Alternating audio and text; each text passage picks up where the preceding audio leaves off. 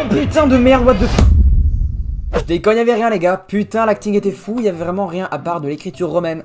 C'est pas du tout du romain, c'est du français. Julien fut étonné, ce qu'il... Je sais pas lire, donc nique ta mère Léo, hop là, ça part. Les amis, je suis content de vous retrouver pour vous raconter 3 histoires d'horreur ultra badantes que j'ai trouvées sur internet. Et franchement, j'ai super hâte, c'est la première fois où j'ai le plus hâte de tourner une vidéo. C'est fou, je pense que vous allez finir mal, mais avant ça, je tiens à vous faire une petite annonce. J'ai ouvert un Discord avec 5 potes youtubeurs. 5 youtubeurs qui sont Mugs, Mikey Moon, Maddiz, ainsi que le Tribunal. On s'est rassemblés pour vous proposer du contenu de qualité. Peut-être qu'on fera des vidéos ensemble ou pas, je ne sais pas, mais en tout cas n'hésitez pas à rejoindre le Discord qui se trouve en description. Franchement les gars, n'hésitez pas à rejoindre, il va se passer des trucs extrêmement lourds, on vous prépare des gros projets avec la team, ça va être extrêmement cool. Et aussi c'est cool que vous pouvez rejoindre, comme ça je peux vous parler plus facilement, ça peut être vraiment bien de discuter de vidéos, de YouTube, même vous pouvez faire vos pubs sur le salon YouPub, voilà, comme ça on peut découvrir de nouveaux créateurs. Bon bref, je pense que j'ai assez parlé, vous ne trouvez pas? Moi je pense que si, et c'est pourquoi on va commencer tout de suite la première histoire qui est celle de Marc. Il va tout d'abord nous préciser qu'il a un fils se prénommant Charles et que ce fils, il va souvent, même tous les jours, le chercher à son école. Arrive donc un jour comme les autres, tout à fait banal, où Marc, il va finir son taf et par la suite va donc se diriger vers l'école de son fils pour aller le chercher, tout simplement. Sauf que sur le chemin pour aller récupérer son fils, il y a un truc bien badant qui va se passer. Parce que comme il nous le précise, en fait, sur la route pour aller chercher son fils, eh bien, il y avait énormément de bouchons. Et donc, qui dit bouchon, dit forcément qu'il était souvent à l'arrêt avec sa voiture. Et Marc nous dit même qu'il ne l'aurait même pas remarqué s'il roulait à la vitesse habituelle, donc sans bouchon. Vous allez me dire, mais de qui tu parles Léo? Eh bien en fait, Marc, il va voir à sa droite, en tournant la tête, qu'il y a une femme qui l'observe. Mais une femme pas comme les autres, pourquoi? Parce qu'elle a l'air déjà de le regarder fixement, sans bouger et en souriant. Et de deux, c'est qu'elle est en train de lui faire un signe de la main, comme si elle lui faisait un au revoir ou un coucou. Il sait pas vraiment, mais elle lui fait un signe de la main. Marc, à ce moment-là, il est pas super bien, pas vraiment rassuré, parce que premièrement, s'il veut s'enfuir avec sa voiture, eh bien c'est impossible comme il est en plein bouchon et il n'avance pas. De deux, il a très peur de cette femme. Mais il n'y a pas que ça qui va l'intriguer, parce que à côté de cette femme, il y a un enfant qui a sur la tête un chapeau de chèvre. Marc, il va trouver ça très étrange. Pourquoi? Parce que Halloween est passé, le carnaval est passé, donc il se dit pourquoi ce petit a un masque de chèvre. Mais bon, il va finalement s'en foutre un peu. C'est pas à lui de juger le goût vestimentaire des personnes, chacun son délire, mais bon, il trouve ça quand même très bizarre. Mais les doutes de Marc vont se confirmer parce que le petit, qui tient la main à la femme, eh bien va lui aussi se mettre à lui faire un signe de la main. Là, Marc, il va trouver ça vraiment étrange et même très flippant. Ça va littéralement lui glacer le sang. Mais va arriver un fameux moment où tout va s'arrêter. La femme et le petit au masque de chèvre vont s'en aller. Marc, pour le coup, il va être extrêmement rassuré. Et là, il en arrive à un sentiment où il veut juste retrouver son fils et rentrer chez lui. Tout ce qu'il y a de plus normal quand il t'arrive ce genre de situation. Donc, Marc, c'est ce qu'il décide de faire. Il va chercher son fils à l'école. Après, bien évidemment, que la circulation redevienne à la norme et qu'il n'y ait plus ces voitures à l'arrêt. Marc arrive finalement au point de rendez-vous, donc, qui est l'école. Il se présente, il dit bonjour, je suis le père de Charles. Où est-il? Je viens le récupérer. Mais là, la surveillante, elle va être assez étonnée de la demande de Marc. Elle va lui dire la chose suivante. Mais monsieur, excusez-moi, mais Charles est déjà parti. Votre femme est venue le chercher tout à l'heure. Marc, à ce moment-là, il va être tétanisé par la peur parce qu'il va dire à la dame que c'est impossible que ce soit sa femme qui est venue chercher Charles à l'école parce que sa femme est morte il y a 5 ans à la naissance de Charles, son fils. Aucun parent, comme nous dit Marc, je pense, ne veut vivre ce sentiment parce qu'il va comprendre en fait qu'il vient de se faire voler à l'instant son enfant. Mais il ne va pas comprendre que ça, il va aussi comprendre qu'en fait, la femme qu'il a croisée avec l'enfant au masque de chèvre dans les bouchons était sûrement la femme qui a enlevé son fils. C'est donc pourquoi le petit avait un masque de chèvre. Pour pas que Marc reconnaisse que c'était son fils. C'est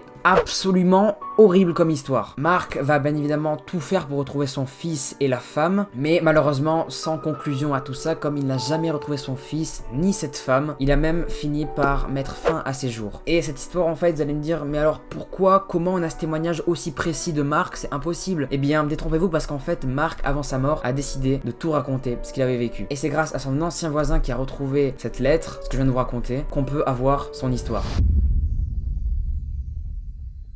La deuxième histoire, les amis, commence en 1983 où on y retrouve une équipe de scientifiques qui a voulu monter une expérience pour prendre contact avec Dieu. Bon, parce qu'elle a l'air faux au premier abord, mais vous allez voir. c'est terrifiant. En fait, pour vous contextualiser un peu tout, ces scientifiques pensaient que nos sens, donc l'ouïe, l'odorat, le toucher, etc., bloquaient le contact avec l'au-delà, avec Dieu. Et donc, ces scientifiques, ils se sont dit, mais pourquoi pas retirer à un cobaye 5 sens, donc toutes les connexions nerveuses, reliées du coup au cerveau, afin qu'il ne puisse donc plus voir, plus goûter, plus sentir les odeurs, et pour finir, plus sentir la douleur et entendre. Ces scientifiques ont donc pris comme cobaye Emmanuel, comme je viens de vous le dire. Ils lui ont tout enlevé, donc ils lui ont ouvert le cerveau, ils ont tout enlevé, tous les trucs nerveux, hop, ils ont tout retiré pour qu'il n'ait plus rien en fait de lui. Il ne pouvait plus entendre, plus ressentir la douleur, plus rien. Vraiment, il n'y avait plus aucun sens d'humain dans lui. Et là, à ce moment-là, ça va partir totalement en couille. Au bout de 4 jours, Emmanuel, le cobaye, il va commencer à dire des phrases absurdes, limite incompréhensibles pour les scientifiques, dû au fait sûrement qu'il n'entend rien et donc il peut pas se reprendre. Les scientifiques vont essayer de reconstruire ces phrases et vont comprendre en fait qu'il commence à entendre des voix, Emmanuel, et même à comprendre ce que ces voix disaient. Mais bon, ça va pas trop convaincre les scientifiques, car ils ne vont pas du tout s'arrêter là, ils vont même penser au début que c'est juste un début de psychose, hein. Ils vont continuer les tests sur Emmanuel et vont voir qu'au 6e jour, il entend dans sa tête sa femme décédée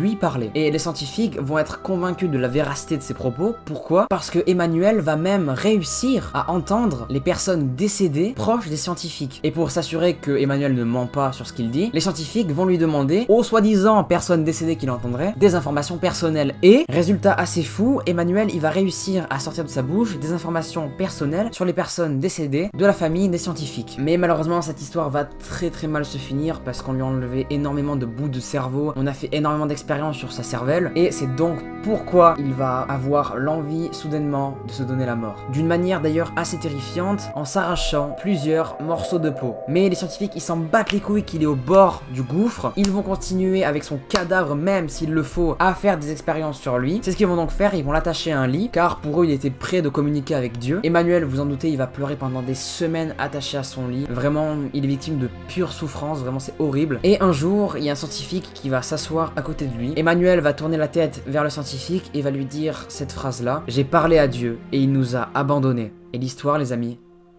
se finit ici. Bien évidemment, tout ça n'est que conte et légende, elle est fake. J'aime vraiment pas ce mot fake pour les histoires, mais voilà, elle est inventée, c'est une légende urbaine, mais je la trouve folle. Les amis, passons à la dernière et troisième histoire de cette vidéo.